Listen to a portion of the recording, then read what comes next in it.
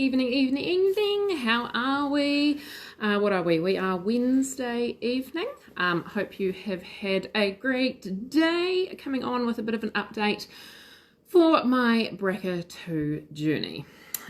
So you will recall the last update I had, I came on here so incredibly very excited to let you know that I was officially off the roller coaster ride, or the just kidding experiment that we were going through in terms of sort of the breast exploration appointments, etc. like that. So if you recall, I met with a public surgeon who had some concerns, so sent me for what did you send me for first? An ultrasound.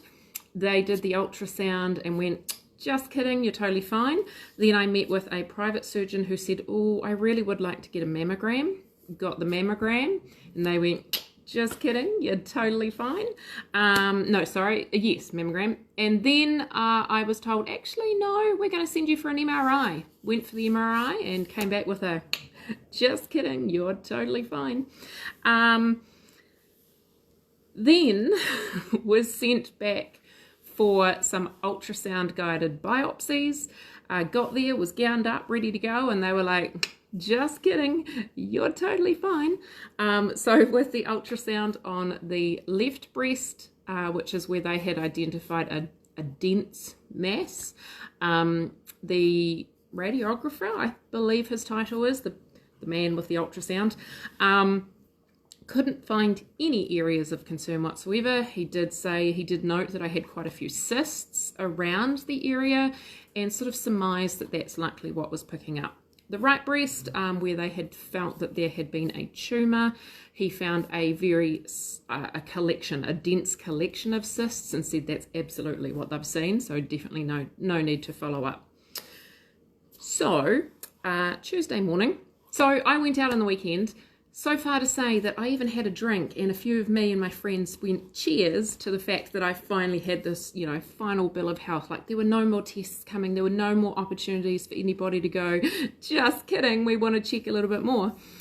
So I was very shocked Tuesday morning to get a phone call from Breast Care, which is the private department that I am going through, where my private surgeon works, saying that she had reviewed the ultrasound footage and had discussed it with the radiographer, and that they have decided that I absolutely need to have that left breast explored some more.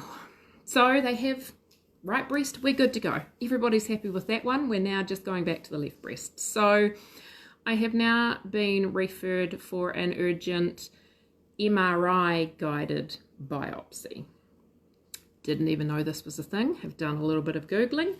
Have established what that is a procedure where I will be put back into that MRI machine, and they will essentially put like grids on me. They will use that MRI machine to establish the area that they did pick up as being an issue, insert a needle, put me back into the MRI machine to see if the needle's in the right place. This could go on for quite some time until they get it in the right bang smack place, and then they will take a sample that way and send it off for a biopsy. It also seems likely that what they'll do is when they take the biopsy, they will then insert a small titanium, almost like a staple, but just a little bit of metal. This then works as a marker should they need to explore any more. They've essentially marked the place with a little bit of titanium that will show up on any of their ultrasounds, x-rays, etc. like that. So that's where we are now. We are back on that roller coaster ride. So a referral was put through. I did hear from the Pacific Radiology place a couple of hours later, just with a text asking me to ring them to book it in. When I rung them, I discovered it is a very much specialised procedure, so much so that there is currently supposedly only one person in New Zealand, in Christchurch, that is qualified to do this procedure. So they have warned me, even though I have supposedly been marked as a priority 1 urgent case, that it could take a couple of weeks to get an appointment purely because we have to work around this one person's schedule and they were already overworked. So that's where we are now. So yeah, Mel, back on that roller coaster ride, just when I thought I was off it too. Said to my friend the other day, we should never have had a drink to this. Like, I totally jinxed myself, right? I totally jinxed it. How did we even imagine that that was going to be as easily over as that? It's never going to happen. So yes, further exploration required on the left breast to establish exactly what it is that they can see. So once I get a booking for that, I will let you know. But as I say, supposedly with being such a specialised procedure, only being this one person in my region that is qualified to do it, that's currently employed, we will just have to wait and see. So we're back on the just kidding ride.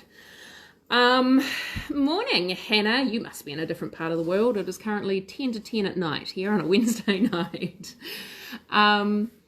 So in other news though, I did today have my initial consult with the gynae department. Still can't say that word in full, so we're just going to go with gynae, with the gynae department. So you will recall when my BRCA2 diagnosis came in, I had a referral sent through to the high-risk breast department, which is elaborated into my just kidding ride, and also a referral sent through to the gynae department, because of course the BRCA2 gene does affect both breast cancer and ovarian cancer. So I had my initial consult with them. Happy to say that that was great. It was really reassuring. Yes, of course, carrying the BRCA2 gene, I do have, substantially higher rates of developing ovarian cancer than the general population. That being said, they don't become alarmed or don't become extremely concerned until that 50-year-old mark. So when I discussed with her that my preference in this journey is that I do the breast removal, reconstruction, let that heal, and then in 2-3 years time I would then look into the gynae side of things, the hysterectomy or the ovaries removed, whatever we decide to do. She was quite happy with that. She really was. I discussed with her whether it was worth you doing any kind of regular screening. So the big issue around ovarian cancer currently in the world is that there is no effective screening process for it. You can have ultrasounds, and there is also a blood test that you can do.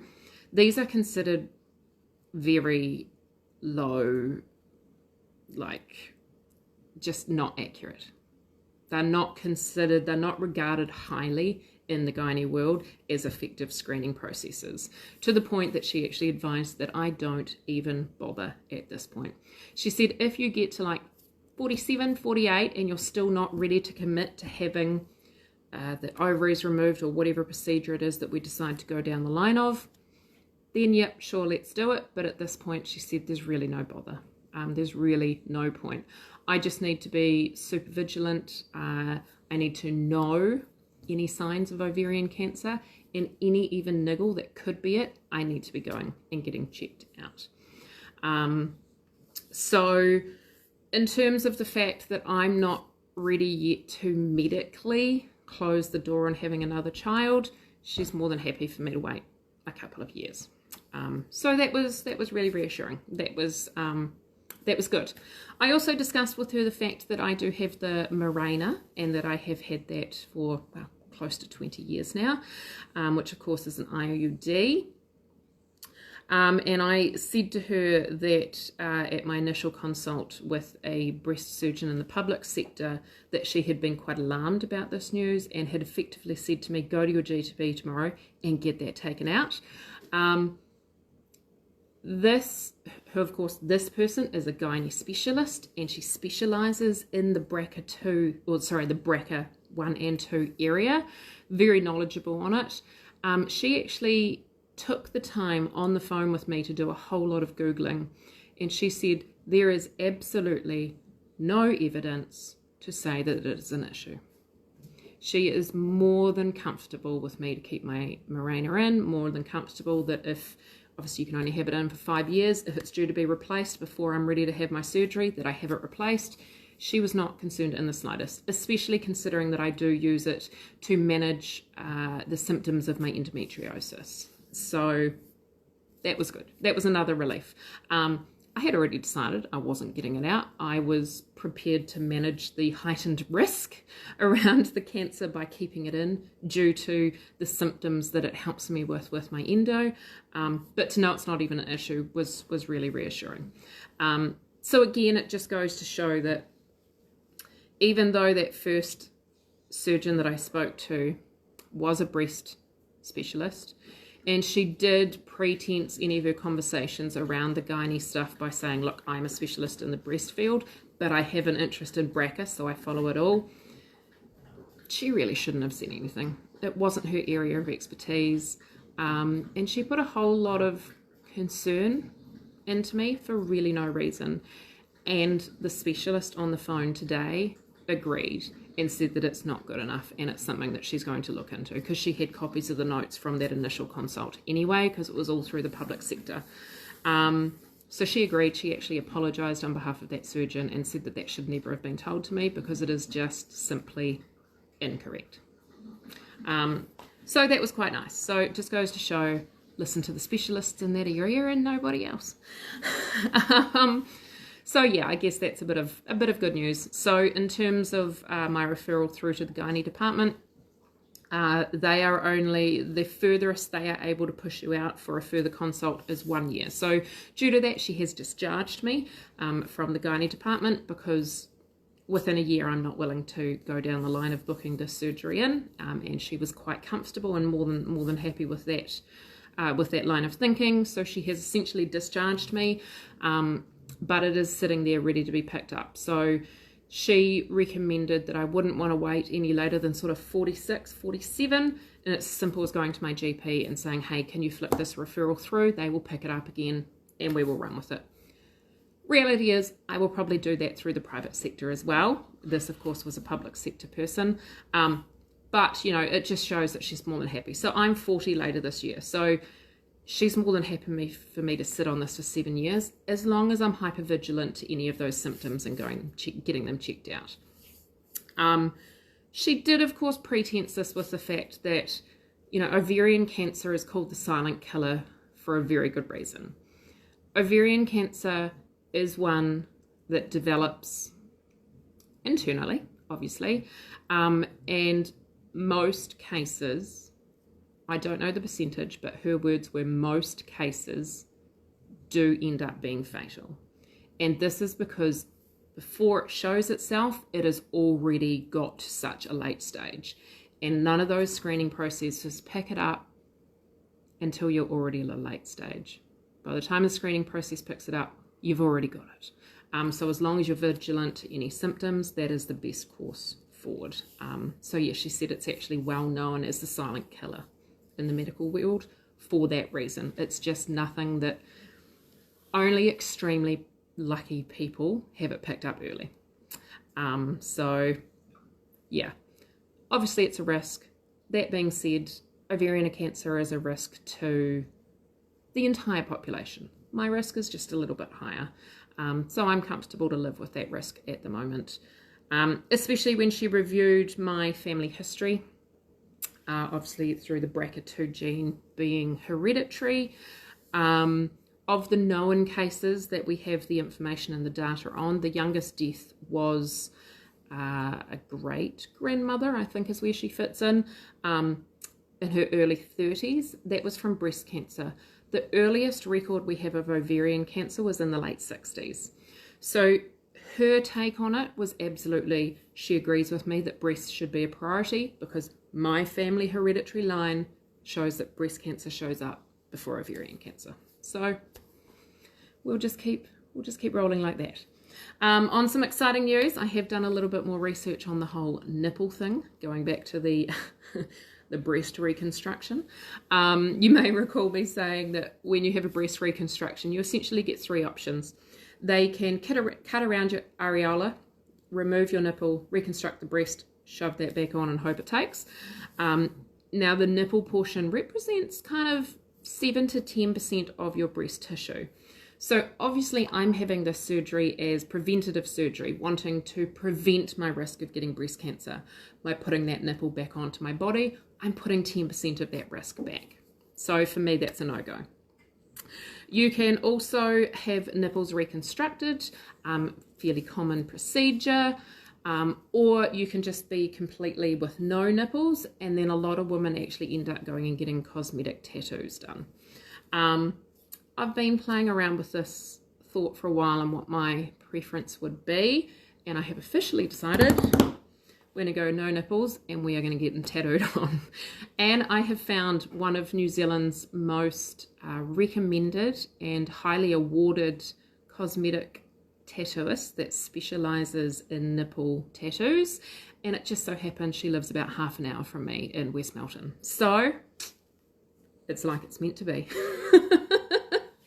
So we've made some decisions, you know, we've made some progress, but we're still just waiting to go, obviously, to get this biopsy done, and also waiting to go and see the plastic surgeon. At this point, appointment is end of August unless I get a cancellation earlier, before we can get all this booked in.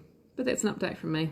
Just thought I'd pop on, say hi, give you an update, say good evening to all my local folks, say good morning to Hannah over there in the UK. Thanks for watching, sweetheart.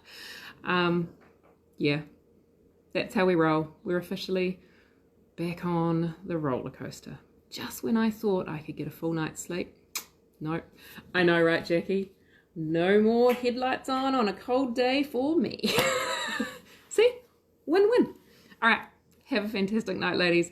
I will keep you updated when I do have this MRI guided biopsy booked in. All right. Have a great night. Bye.